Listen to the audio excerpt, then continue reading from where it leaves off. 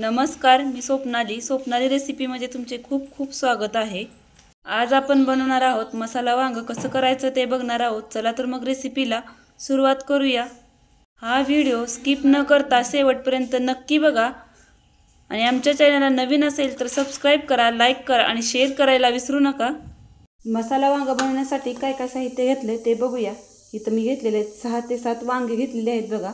काटाळ वांगे घेतलेले आहेत आणि ताजी वांगे घेतलेले आहेत। अशी छोटी छोटी वांगे घ्यायची, जास्त ही मोठी वांगे घ्यायची नाहीत आणि जास्त ही लहान वांगे घ्यायची नाहीत। एकदम पण ह्याच्यापेक्षा लहान वांगे घेतली ना तर ती कडवट लागतात बघा वांगी, त्याच्यामुळे ह्याच्यापेक्षा जास्त बारकी वांगे घ्यायची नाहीत आणि जास्त पण मोठी घेतली तर ती भरलं वांग किंवा मसाला वांग करण्यासाठी खूप अशी मोठी होतात।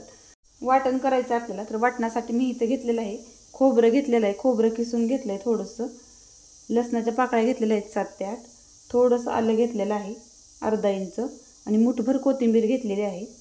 1 चमचा घरगुती मसाला घेतला आहे आपला काळा मसाला, जो सोलापुरी पद्धतीचा म्हणजे एसूळ, आणि 1 टोमॅटोची ग्रेव्ही करून घेतली आहे इथं, म्हणजे खिसून घ्या किंवा तुम्ही मिक्सरला ग्रेव्ही करून घेतली तरी पण चालतंय। आणि 2 चमचे इथं घेतले शेंगदाण्याचं कूट, चवीनुसार मीठ। एकदम कमी साहित्यामध्ये कोणतेही जास्त मसाले न वापरता आज आपण बघणार आहोत मसाला वांग कसं करायचं ते बघणार आहोत। तर इथं आपण अगोदर वाटण करून घेऊया। पाणी न घालता याचं वाटण करून घेऊया। ह्याच्यामध्ये थोडंसं मीठ टाकून हे बारीक वाटण करून घेऊया। तर आपल्याला वांगी चिरून घ्यायचे आहेत, तर मी इथं पातेल्यामध्ये पाणी घेतले, तर त्यात थोडंसं अगोदर मीठ टाकून घ्यायचं आहे, कारण की वांगी चिरल्यावर आपण पाण्यात टाकणार आहोत लगेचच।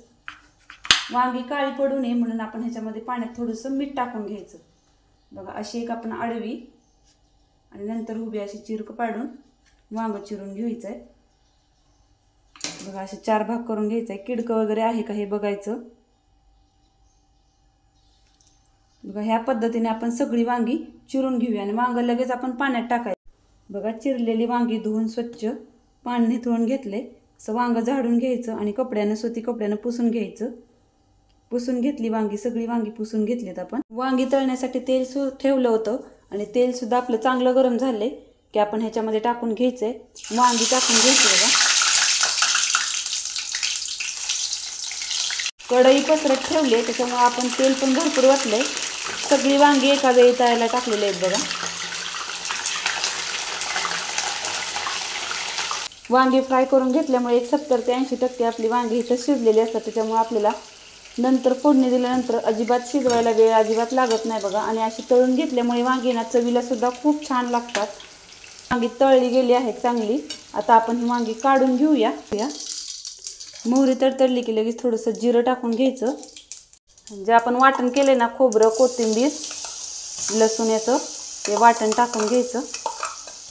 2 मिनिटं आपलं वाटण सुद्धा चांगलं परतलंय, खोबरं आलं लसूण कोथिंबीरचं तेल सुटायला लागले की लगेच ह्याच्यामध्ये टाकायचं टोमॅटोची ग्रेव्ही करून घेतलेली। आता हे वाटण आपण चांगलं तेल सुटेपर्यंत परतून घ्यायचं। 1-2 मिनिटांमध्ये आपल्या वाटणाला तेल सुटेल। वाटणाला चांगलं तेल सुटलंय आपल्या बघा। टोमॅटो सुद्धा आपण टाकलेलं चांगलं तेल सुटलंय। मध्ये टाकायचा आहे काळा मसाला एसूळ 1 चमचा, तिखटाचं प्रमाण तुमच्या आवडीनुसार कमी जास्त करू शकता। आणि ह्याच्यामध्ये टाकायचा आहे थोडासा गरम मसाला। मसाला चांगला भाजलाय की आपण ह्याच्यामध्ये टाकून घ्यायचे आहेत वांगी, तळून घेतलेली वांगी। 1-2 मिनिटं चांगली मसाल्यामध्ये अशीच आपण परतून घ्यायचे, पाणी लगेच वतायचं नाही। 2 मिनिटं बघा आपण मसाल्यामध्ये वांगी परतून घेतलेत आणि ह्याच्यामध्ये टाकायचं आहे गरम करून पाणी। 1 पेल्याभर पाणी घेतले मी गरम करून। पाणी गरमच करून वापरायचं आहे, थंड पाण्याचा अजिबात वापर करायचा नाही। थंड पाणी वापरल्यामुळे आपल्या भाजीची चव बदलते। जास्त पण पाणी वतायचं नाही, कारण मसाला वांगा आपण बनवणार आहोत हे, त्याच्यामुळे थोडंसं दाटसरच असतं। तर बघा पाणी टाकलं की आपण सगळं मिक्स करून घेतले आणि ह्याच्यामध्ये टाकायचं आहे पाणी वतल्यानंतर शेंगदाण्याचं कूट टाकलं की मिक्स करून घ्यायचं सगळं। उकळून आपण उकळी येऊ देऊया, म्हणजे वांग सुद्धा चांगलं आपलं आणखीन मसाल्यामध्ये त्याच्यामध्ये तिखट मीठ वगैरे हे होईल आणि चवीला सुद्धा खूप छान लागतं। 2 ते 3 मिनिटं झालं आणि चांगली खळखळून उकळी सुद्धा आलेली आहे बघा। आणि मसाला वांग आपलं खाण्यासाठी तयार झालं आहे। तुम्ही चपातीसोबत खा, भाकरीसोबत खा किंवा भातासोबत खा, खूप छान असं लागतं।